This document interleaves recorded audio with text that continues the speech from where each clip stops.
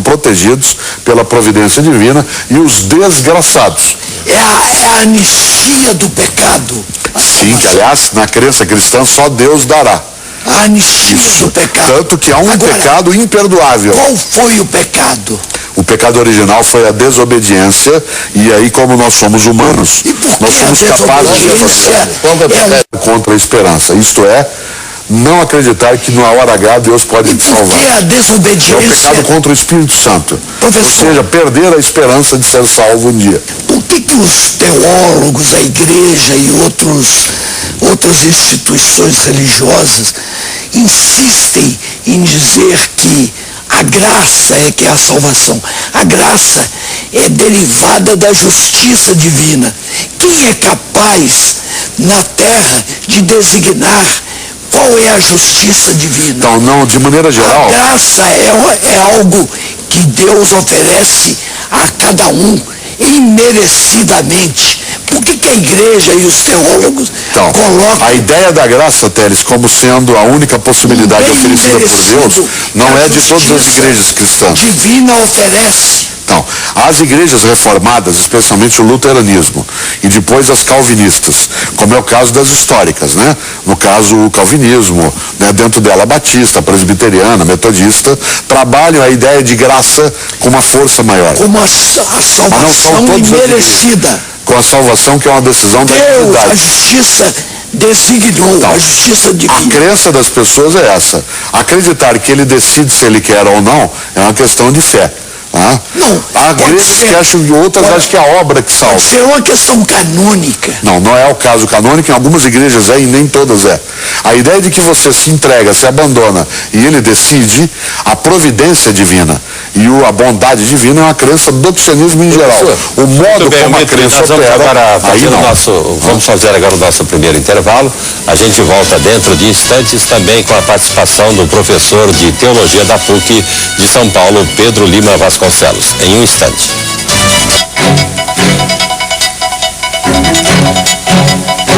Estamos de volta com o Canal Livre, que esta noite discute a figura histórica de Jesus Cristo. Neste segundo bloco, nós recebemos o teólogo e professor da PUC de São Paulo, Pedro Lima Vasconcelos, especialista em evangelhos apócrifos. Continua com a gente o filósofo Mário Sérgio Cortella. Mas antes de seguir aqui na nossa conversa, vamos ver o que a arqueologia pode nos dizer sobre Jesus e o seu tempo. O depoimento é do arqueólogo e professor da Unicamp, Pedro Paulo Funari. A arqueologia pode nos dizer muita coisa, porque ela mostra o cotidiano das pessoas daquela época, como as pessoas viviam, o que elas faziam. Portanto, nós podemos compreender melhor a vida de Jesus a partir do cotidiano das pessoas daquela época. Por exemplo, uma coisa que se tem falado muito é o fato de que, por meio de escavações arqueológicas, é possível saber como era, por exemplo, Nazaré, a época de Jesus. Quer dizer, então, uma aldeia muito pequena, com mais ou menos 300 habitantes, praticamente com todas as casas de adobe e apenas com um banho ritual judaico chamado mikvah nessa cidade. Então, isso nos dá uma ideia muito clara do local onde Jesus foi criado. Uma pequena aldeia no qual as pessoas eram analfabetas, no qual havia praticamente só pessoas que se conheciam pessoalmente umas às outras. E aí, então, toda a vida de Jesus, prévia àquela da sua pregação, começa a se tornar mais clara. O fato dele ser um carpinteiro numa cidadezinha tão pequena, num ambiente em que as pessoas não tinham uma educação formal. Então, tudo isso, em grande parte, deriva de pesquisas arqueológicas. O que se pode esperar que se encontre com o tempo, com mais escavações, são outras evidências da época de Jesus, que eventualmente possam esclarecer, como já disse, um outro personagem, alguma inscrição que diga o nome de uma pessoa. Mas o mais importante mesmo do que, digamos, uma inscrição ou algum tipo de evidência que pode vir a existir e nós não conhecemos, é bem possível, mas o mais seguro, com certeza, é que nós encontremos, como temos encontrado, vestígios contemporâneos a Jesus que nos deem uma mostra de como se vivia naquela época. Professor Vasconcelos, a arqueologia, no caso, como foi assim desenhada, ela seria também a ferramenta de trabalho dos evangelhos apócrifos? Bem, a arqueologia, ela nos permite descortinar um ambiente, um contexto mais geral, no qual surgiram personagens como Jesus, João Batista, e surgiram escritos, como os evangelhos, como os escritos do Novo Testamento, como aqueles que formam o que hoje a gente chama de literatura cristã primitiva. Porque é importante ficar claro que naquele primeiro momento não havia escritos canônicos e apócrifos. Havia escritos que surgiram em função de necessidades distintas, finalidades distintas, que com o tempo foram sendo difundidos, foram sendo transmitidos, outros textos foram perdendo a sua relevância e acabaram recebendo esse nome de apócrifos que... Professor, como que aconteceu isso? Como foi esse processo? Pelo que eu vejo, pelo que eu li, isso parece ter ocorrido ao longo de 1,5 século, 2. Não foi só naquele concílio de Nicéia, onde se diz que ali os 4 canônicos foram consagrados.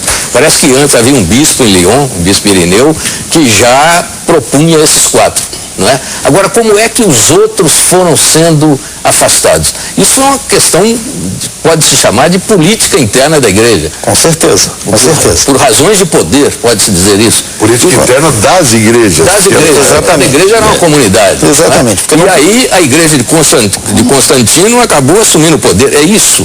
Não, a coisa é bem mais complicada, Mitri. Irineu tem um papel importante porque, pelo que nós sabemos, ele é o primeiro a sugerir que 4, e não mais que 4, e não menos que 4, sejam os evangelhos a serem adotados pela igreja, pelas igrejas, no raio de influência que ele tem. Sim, mas por quê? Os argumentos dele são meio infantis, né? Não, 4 pontos cardeais, 4 ventos. Mas tinha alguma razão política por trás disso. Veja, nós estamos num contexto em que há muito debate, muita controvérsia, muita polêmica sobre o modo de ser do cristianismo. Havia facções, as mais distintas, né?